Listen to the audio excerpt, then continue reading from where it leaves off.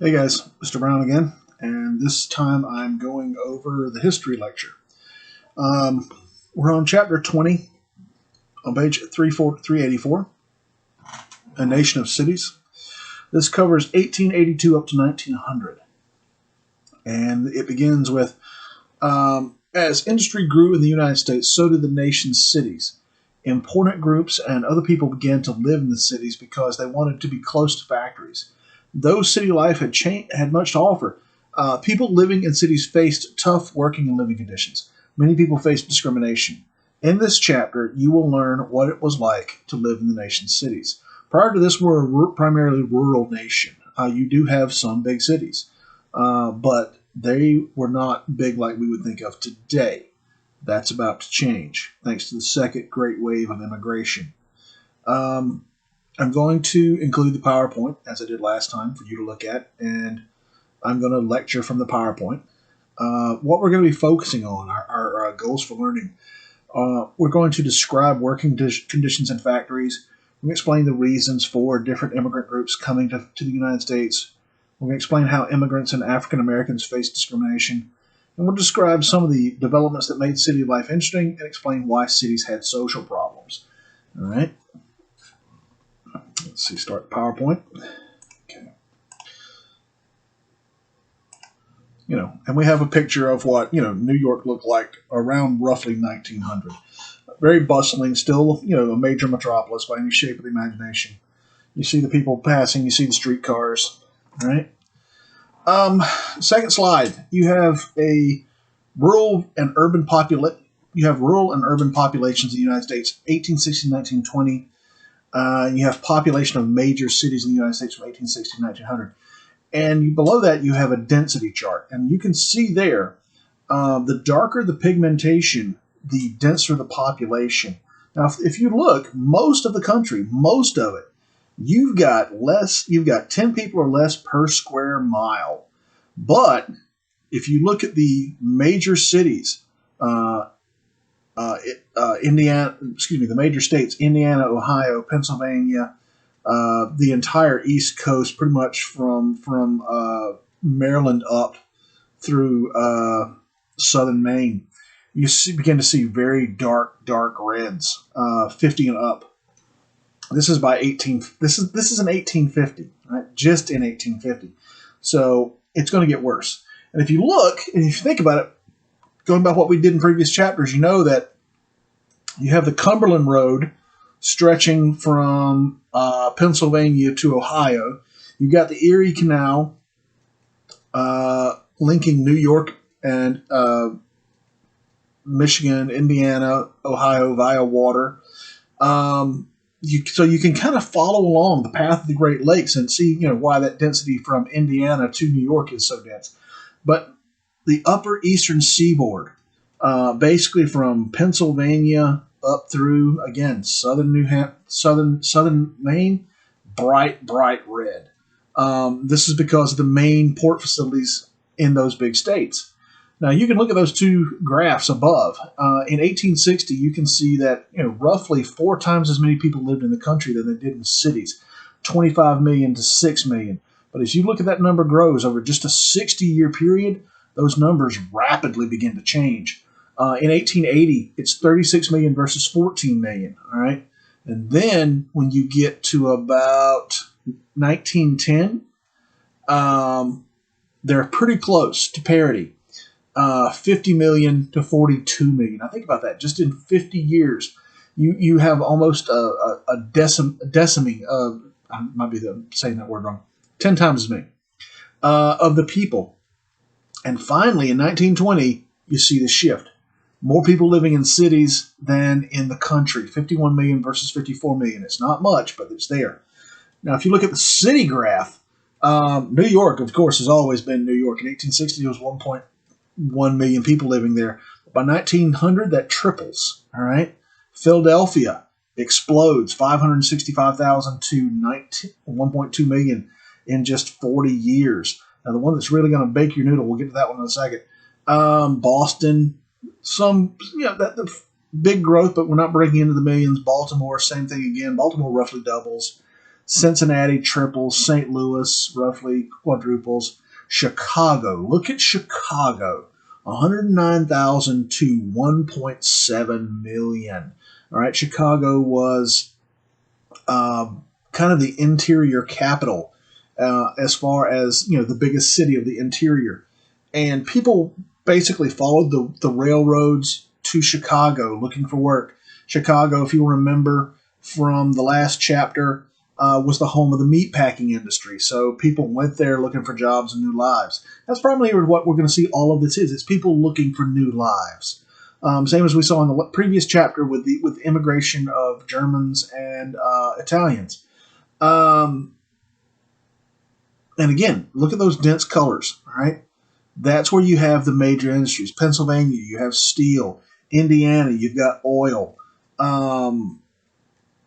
Titusville at this point, Pennsylvania, you've got oil and steel, so on and so forth. Basically, where there was rail and water, this is where the factories were built, so that the factories could have easy access for transportation. And so this is where the factories are built. This is where the people come. This is where they stay looking for work. All right. I got ahead of myself. Pittsburgh, Chicago, Cleveland. Pittsburgh being steel. All right. Chicago being meat processing. Cleveland being oil. These cities grew explosively, particularly Cleveland, because of the industries there, because of the easy transportation by water and rail. All right. And here you see those industries again. All right, steel, oil, meat packing, and rail. All right, I do that. I get ahead of myself. I get excited. All right. Now, in terms of the working conditions in these factories, by today's standards, these would not just be illegal; they would be criminally immoral. It would not at all be uncommon to work somebody 12 hours a day, 6 days a week, sometimes even 7 days a week. You didn't have vacation. You didn't have sick pay. You definitely didn't have workman's comp. If you got hurt on the job, you were just simply out of a job. They could very easily replace you because there are dozens of people lined up to take your spot. And child labor. I mean, you can see the pictures here. You see the child barefoot standing in the textile machine right there, just waiting to lose toes. And in the very center, you see the kid going into a mine, and he's got a pipe in his mouth, and it's kind of cute, but at the same time, it's kind of disturbing because these are children, 5 years old. It's 5 years old and up, being worked 12, 14 hours a day, working just as hard as an adult, and being sent home with change in their pockets. Now, this was perfectly legal in the time period. It was not. There were plenty of people who objected to it. It was still considered wrong. But it was legal, and they did it. And this is where you get a lot. You remember in the previous chapter, I mentioned the term robber baron, applied to guys like Vanderbilt and Carnegie and guys like that. This is where it comes from. Basically, these guys exploiting their workers for very low wages in very dangerous and harsh working conditions. And I'm doing the basically thing again. I have to stop myself before I get too deep into it. And paying them pennies on the dollar. There's no minimum wage yet. You could pay them what you thought was fair, and it was legal. All right. I did it again. I got ahead of myself. Here you see the right hand picture from my right. You see the fat cats, who are basically human money bags sitting on top of the products that they have produced. And all of it, all their wealth comes from the workers supporting them and holding them up. Like I said, they're benefiting, and the people at the bottom are not.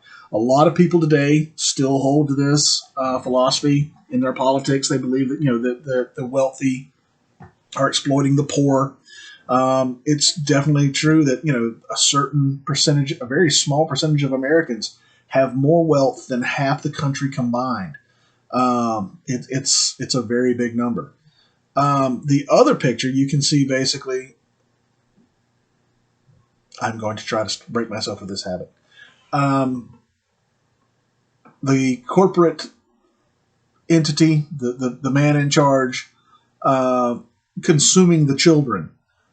This was put out by a advocacy group that was trying to stop child labor. And this was a cartoon that they used to get their point across. All right. Now, in section 2, it talks about immigrant problems and discrimination. And in this section, it discusses a gift that the people of America received from the people of France in 1886, the 100th anniversary of America's independence. A gift from the people of the Republic of France, the people of the United States. This statue of liberty enlightening the world commemorates the alliance of the two nations in achieving the independence of the United States of America and attests to their abiding friendship. The statue was designed by Frederick Bartholdi and built by Gustave Eiffel. Now, Eiffel is an engineer of some renown. He built this tower you may have heard of in France, the Eiffel Tower. All right. The statue is, of course, the Statue of Liberty. It was sent over in pieces and assembled on an island in New York Harbor, Liberty Island. Unless I'm mistaken, it might be called something else, but it's commonly called Liberty Island. Here's the interesting part. You know, New Yorkers in particular, and Americans in general, being the contrary lot that we are, we didn't want the darn thing at first. It was viewed as a tax burden. You know, why have we got to put up the money to put this thing together? Why have we got to come up with the money to build the pedestal that it's going to stand on? They didn't want it because it was going to hurt their pocketbooks. But eventually the money was raised, partly through taxes, partly through philanthropic gestures, partly through lotteries even. And slowly but steadily she grew in New York Harbor. All right. Some little known facts about Lady Liberty. The tablet that she holds in her left hand, a lot of people think it's the Declaration of Independence or it's the Bill of Rights. It's not. It is simply the date, July 4th, 1776, Independence Day. All right. And at her feet are broken chains. Again, she's Lady Liberty. All right. And at a base on the bottom of the statue, there is this plaque. And on it is this inscription. It's part of a poem that was held as a poetry writing contest to raise money to build the pedestal. And it's, of course, become a very famous line of poetry. Give me your tired, your poor, your huddled masses yearning to breathe free, the wretched refuse of your teeming shores. Send these, the homeless, tempest-tossed, to me. I lift my lamp beside the golden door. All right, basically, Lady Liberty inviting the world to come to her. All right, and you'll notice what it says. All right, pay attention to what it says. The huddled masses yearning to breathe free, the people who lack freedom. You know, all those millions who have not freedom, all those people, send them to me. The wretched refuse of your teeming shore. Refuse is another word for trash. She's saying, send me the people you don't want. All right? Send them to me.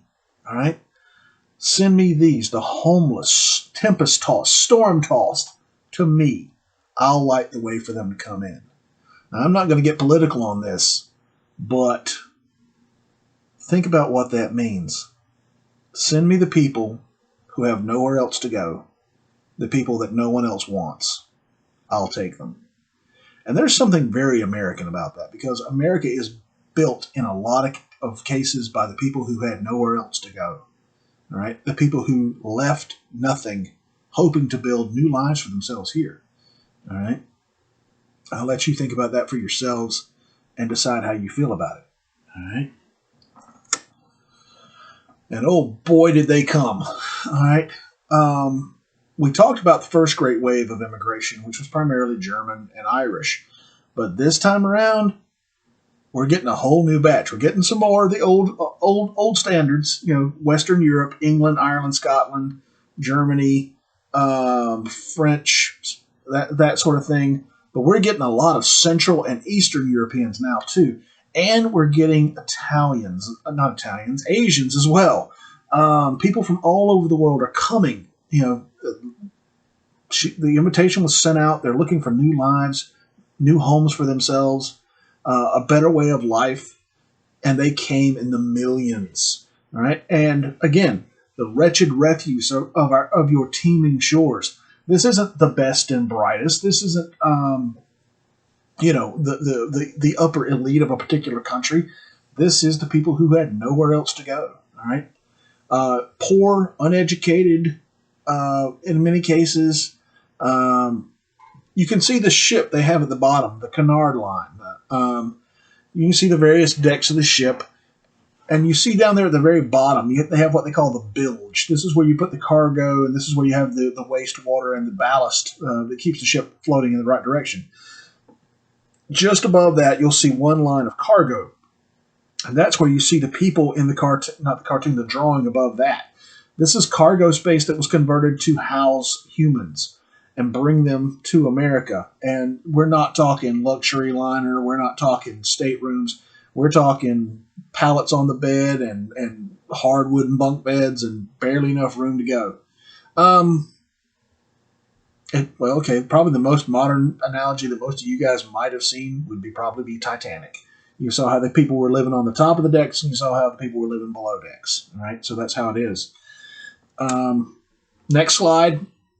You see the numbers of immigration from Europe to the East Coast. You had 1.5 Norwegians and Swedes. You had 3.2 million Russians, another 1.5 million Irish, another 2.5 million Germans, roughly 200,000 French, 150,000 Poles, 4 million Austrian Hungarians. All right.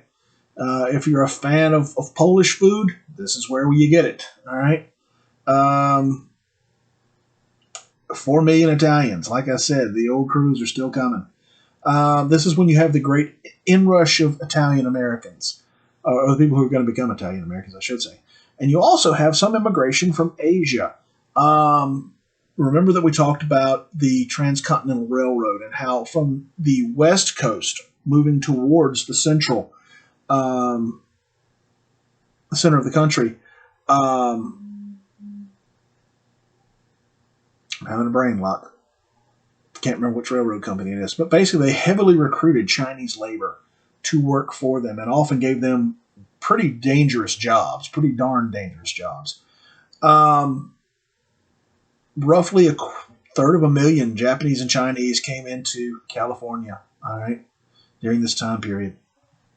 You also have not just people immigrating because of nationality, but also because of religion. You see what they call the diaspora. Roughly 2 million Jewish people leaving Central Europe looking for better lives. And you can see they went all over the world, but 250,000 of them came to America. And eventually you will have a population of almost 2 million Jewish people living in America in this time period. All right, so it's not just a case of nationality, it's also a case of ethnicity and religion. All right. Now, when they get here, oftentimes, like we said, they are looking for a new and better home, a new and better life, and they did not immediately find it. Oftentimes, they came here with the shirts on their back, with what possessions they could cram in a suitcase and carry. They knew no one when they got here. They had no one waiting to take them in. And even people who did have some sort of skill set or education were oftentimes not able to get the sort of jobs they would have had back in their own homes had they been able to find a job there. They took what jobs they could find, usually very low paying, unskilled labor, and they would often find themselves in very poor living conditions, slum neighborhoods, basically, just jammed in cheek to jowl. All right. And very quickly, they would find out they were not welcome. It's ironic that this new generation of immigrants, just roughly 50, 60 years from the previous one, were basically not wanted by the older generation, and by people whose grandparents, great grandparents came here as immigrants themselves. Oftentimes, they were turned away, told there's no room for you here, we don't want you here, there's no work for you here, such things as this. The two images on the next slide, it says help wanted, but no Irish need apply. You see another one for, basically the Chinese must go. All right. Now, it wasn't just discrimination against immigrants.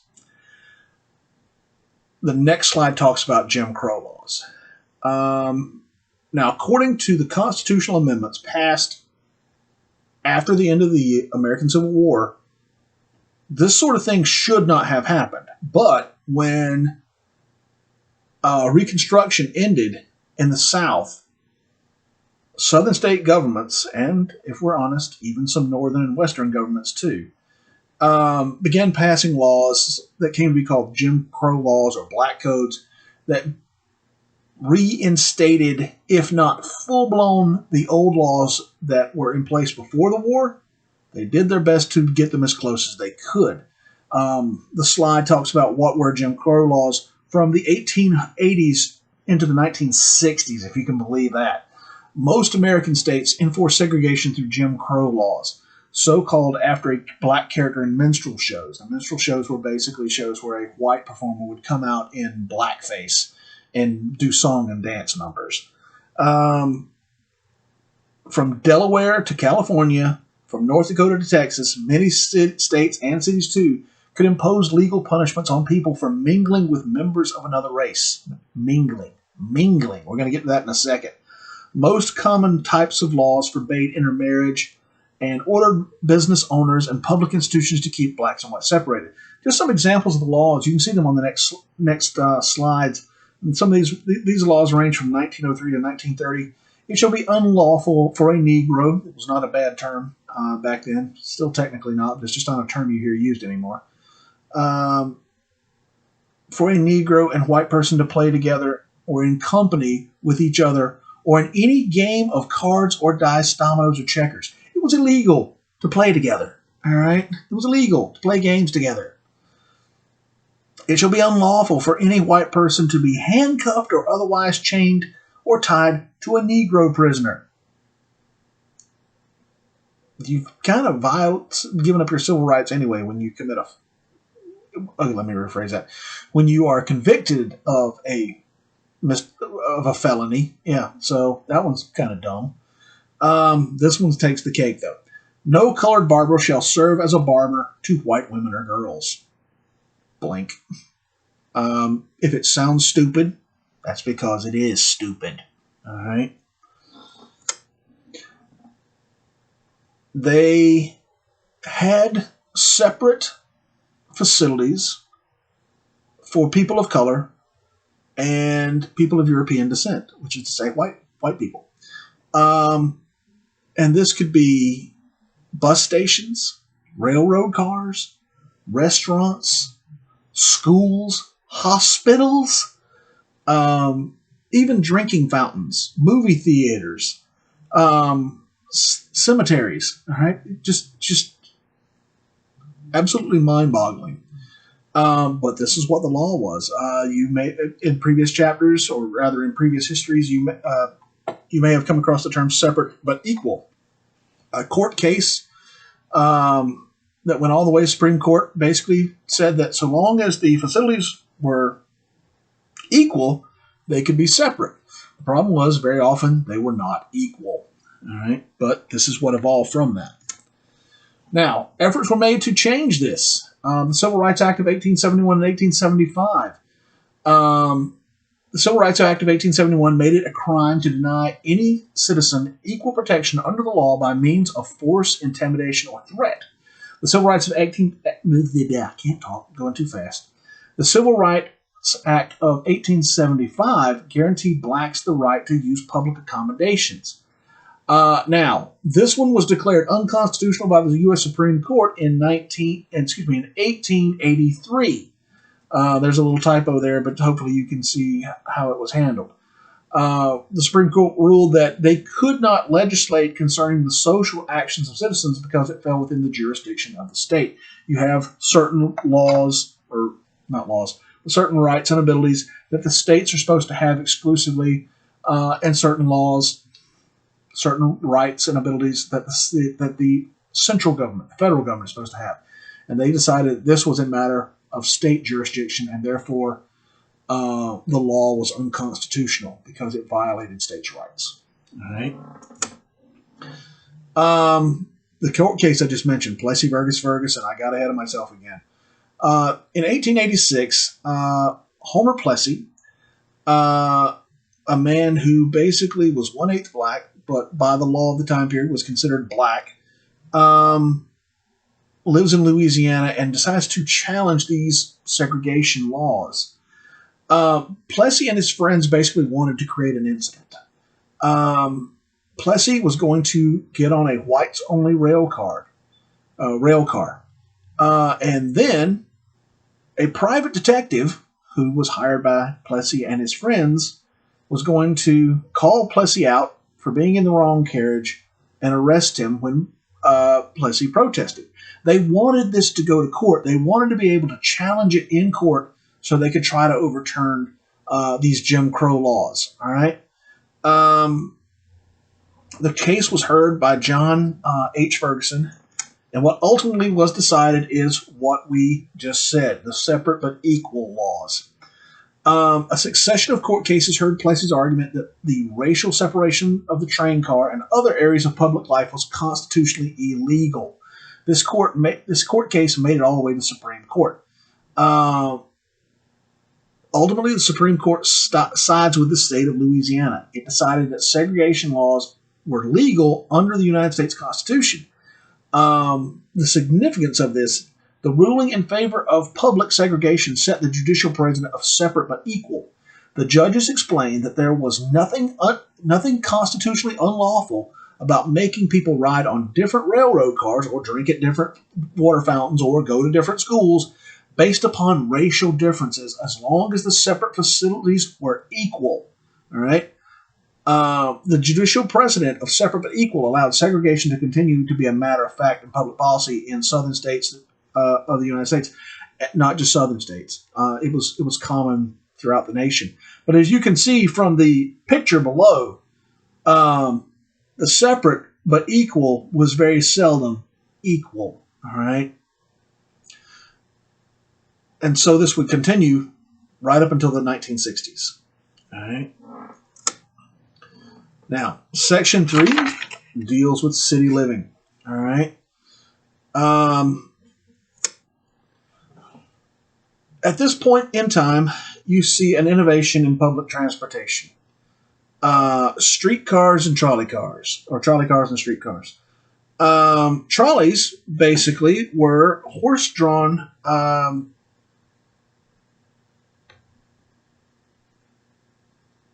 yeah, it is trolleys. Sometimes I get them confused.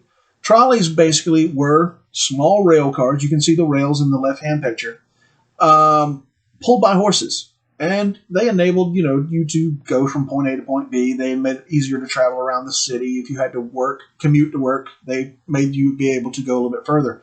But eventually, when we have electricity becoming more and more prevalent in cities, you will have the trolleys evolve into streetcars. And these are electrically powered small rail cars. They can go faster. They can go further. They don't have to stop. The horses don't get tired. They don't have to be changed or watered. This enabled basically even larger or longer commutes throughout cities. People could cross the city, go to a job that they needed, and be back into home in time for dinner. All right. So this is the beginnings of what we would call mass public transportation as we recognize it today. All right. Also during this time period, you have the growth of consumerism. Basically, the kind of shopping culture that we enjoy today has its beginnings in this time period. You see the birth of shopping centers, department stores, and chain stores, and even the birth of modern advertising. All right. Probably the two biggest names associated with the founding of department stores were Roland Macy, which founded Macy's department store at the Hippodrome in New York. And you had F.W. Woolworth, who founded Woolworth's Five and Dime in New York. The Five and Dime store basically was around just barely. Woolworths were still around when I was a kid, but they were on their way out. So, say 50 years ago. There was nothing in the store that cost more than 15 cents. All right, you got to think about this is the 1880s. 15 cent was probably about the same thing as going into a Dollar General, something of that nature. You weren't going to find anything too terribly expensive in there. You'd be able to walk out with a good purchase for your money. All right, and these are the beginnings of the department store chains as we know them now. A few other ones, just of interest that you probably have more experience with dealing with. In Monroe, North Carolina, William H. Belk founds the Belk Brothers department store. I believe it's in Indianapolis. James Cash Penney, J.C. Penney, founds the Golden Rule store, which will eventually evolve into the J.C. Penney Company. The first J.C. Penney store is called the Mother Store. It's founded in 1902. It's still standing. They still use it. All right, just a little tiny corner store. All right. City life also had its culture. It also had its recreational activities. As the cities grew, you had concert halls being built. You had opera halls being built. People gathering together for plays and theater, things like that. Just as now people would go out to be entertained in society. All right, they'd go out for a good time. And during this time period, in say 1876, you have the foundation of the National National Baseball League. All right. Now, some of these names you will know if you're a baseball person. The St. Louis Cardinals, the Chicago Cubs, the Cincinnati Red Stockings, Cincinnati Reds. All right. The Brooklyn Dodgers, lousy Dodgers. The Baltimore Orioles, the New York Giants. All right. The Boston Red Stockings, or Red Sox, as we would say today. All these teams are still around, but there were some other ones that didn't quite make it. The Detroit Wolverines, the Louisville Colonels, the Pittsburgh Pirates, the Providence Grays, the Boston Bean Eaters. All right. In 1876, you have the first World Series, which was won by the Chicago White Sox, or the Chicago White Stockings. 52 wins to 14 losses. Let's see who else. The Boston Red Caps, the Hartford Dark Blues, the St. Louis Brown Stockings, the Louisville Grays, the New York Mutuals, the Philadelphia Athletics, Cincinnati Reds. That's one of the few ones that, we would recognize as a modern sports team. All right. So this is the beginnings of baseball becoming America's pastime. All right. During this time period, you see the invention of basketball by James Naismith of Springfield College. Basically, Naismith wanted a game that you could play indoors during the cold, New England weather. And it started off pretty basic. 4 peach baskets and a soccer ball. All right. And all you had to do was get the soccer ball in the peach basket. Now, eventually, it's going to evolve. You see the picture there of the first team at Springfield College. There's Naismith in the back on the far right side. 1893 sees the metal rim. 1895, you have the backboard. 1909 has the first official basketball game. 1897 sees it becoming an intercollegiate game. 1937, the NBL is formed, the National Basketball League, which in 1949 will evolve into the NBA, all right, that we know today. It goes from this, a bunch of guys trying to throw a soccer ball in a peach basket, to the big show, all right? Although, admittedly, that's, NCAA, not NBA, but you still get the idea, all right? Now, all these people coming into the cities, all this explosive growth in the cities, it's dealt with in Section 4. The cities were basically overwhelmed with people. They had people coming in so hard and so fast that they really were not prepared for the influx. Two problems, more than anything else, resulted from this explosion of immigration. The first one was housing. All right, you can see in the picture of the slide, urban problems. You have 1, 2, 3, 4, 5, 6 guys in an apartment that was supposed to hold maybe 1 or 2. All right. Now, you know yourself probably how quick the garbage can fills up. Now multiply that by, in this particular case, 6. All right. Multiply that by millions. You don't have anything resembling organized sanitation yet, and garbage often accumulated at a terrific rate, and nobody knew what the heck to do with it. All right. So you're trying to turn the page. You have the growth of tenements during this time period, and something particular called a dumbbell tenement. Tenements were low-cost apartment buildings designed to house as many families as the owner could pack into them. They tended to be dirty, run down, and very quickly they would usually transform into slum areas. Fires and disease were rampant. They didn't have fire. How do I say it? They didn't have fire suppression systems like you do today, sprinklers, halon, things like that. If a fire broke out, it would usually be more than a fire department could handle spreading through one of these tenement buildings very quickly. And disease, well, you know what we're dealing with now, corona, and how it spreads. Other diseases spread just as badly or worse. All right. Now, if you look on the bottom picture of urban living conditions, it shows you a dumbbell tenement. And these were so-called because they looked like a dumbbell, a weight. All right. If you look at just the top one, they're all the same. On the left-hand side, you had a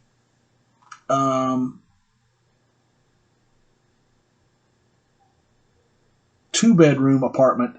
The one on the top, the one on the bottom. They're both, two-bedroom apartments that they shared they would share a common hall. That's not unusual. But to get from bedroom 2, the one on the far right, you had to go through bedroom 1. All right. So you basically were going to have to walk through somebody's bedroom to get to your room. You had the living room and you had the parlor. All right. The parlor was kind of like the kind of catch-all. That's the kitchen and where you ate and all that other stuff. Now, if you look on the other side, that was kind of a one bedroom apartment. You had a bigger bedroom. It had a living room. You had a parlor. All right. So the one on the left is for a family. The other one's for a single couple, or maybe they just got a baby. But again, to go back to the previous picture, you've got people, 6, 8 people, 10 people, 12 people jammed into this small living area that was only designed to handle, at best, maybe 2 to 6 people. All right. 6 is pushing it. So of course, anytime somebody's sick, they rapidly spread it to somebody else. You've got public halls. You've got public sanitation facilities. You see in the middle there, you see the public hall. This is also where the bathrooms are. They're sharing bathrooms. 2 to 4 families sharing the same bathroom. Anytime somebody caught something, everybody else caught it pretty quick. All right. And again, these are the numbers that we had before, just to show you how explosively they grew. And it's no wonder that you had these problems of overcrowding. Because there were just simply so many people coming into the cities couldn't handle it. You see the picture on the right-hand side of the family of 1, 2, 3, 4, 5, 6, 7 in a small little one-bedroom apartment. All right. You see below that the people stringing their laundry out between the 2 tenement buildings. And on the third one, the one under the graph, you see people with their laundry hanging off the back of the buildings. All right. This is what else you had. If you go to the next slide, you see the trash and the refuse and the garbage that people were generating. And there's nowhere to put it. There's no trash pickup or anything like that. people would basically just throw the trash out of the back of their apartment buildings. So very quickly, the areas behind the apartments would fill up with garbage and trash. If you live in an apartment or a condominium or a townhouse, you've got the little fenced-in patio behind your house. Look at the picture on the lower right-hand side. That's how quickly your little patio area would fill up with trash, because it's not just you, it's also your neighbors throwing the trash out too. And if you look at the picture on the left-hand side, there is a dead horse in the middle of the street, and the kids are playing with it. All right? Again, there's no sanitation. There's no way to come along and pick up the dead horse and get rid of it. All right? We're basically going to develop sanitation industries, trash pickup, and such things as that because of this. All right? And next slide talks about disease. Now, probably the worst disease that swept through these places was cholera. And I can best describe cholera to you as the worst case of stomach flu you've ever had in your entire life. They didn't know what it was. They didn't know how it was spread. You're still a good, depending on what time period we're talking about here, 20 to 50 years away from figuring out, bacteria and germs and such things as this. 1860s are just now starting to figure it out. You have a Frenchman named Lister inventing a disinfectant that will come to be called Listerine. All right, and that's your first big-scale antibacterial, anti-viral cleaning thing. But for the most part, during the 1850s and 1900s, it's not being used. Listerine was invented in 1860, so it took it a good 20, 30 years to catch on. In any event, how it works is you ingest food or water that has been contaminated with cholera, and basically cholera is usually brought into the body from contact with fecal matter. All right. Now you saw in the previous slide how dirty those backyards were, and you saw the kids playing in the filth, and they would basically get infected with cholera. It would multiply and grow in their digestive tracts. And then you have uncontrollable vomiting and diarrhea. And I'm talking full-blown projectile in both cases. You're on the toilet holding a bucket. All right? Don't want to be graphic, but there it is. Both ends going at once. Now, of course, the parents or the spouse or whoever it is that's trying to help you, they're going to come into contact with this material, and if they're not careful, they're going to get it. They're going to catch cholera as well. Usually, what killed you with cholera was dehydration. Or high fever. You basically just couldn't stay hydrated because you were just going every single second. Sometimes people died from heart failure, low blood pressure. Right now, again, if you look at the poster on the left-hand side, they didn't know what they were dealing with, and some of their ideas of how to stop it from spreading are absolutely ridiculous to our modern minds. It reminds me of, 40 years ago when AIDS was first becoming known. And today, dealing with corona and people having, the wrong ideas about what it is and how it spreads. But if you look at the poster, it says, cholera, be temperate in eating and drinking. If you overate or if you drank too much, it could give you cholera. If you ate raw vegetables or unripe fruit, it could give you cholera. If you drank cold water, it could give you cholera.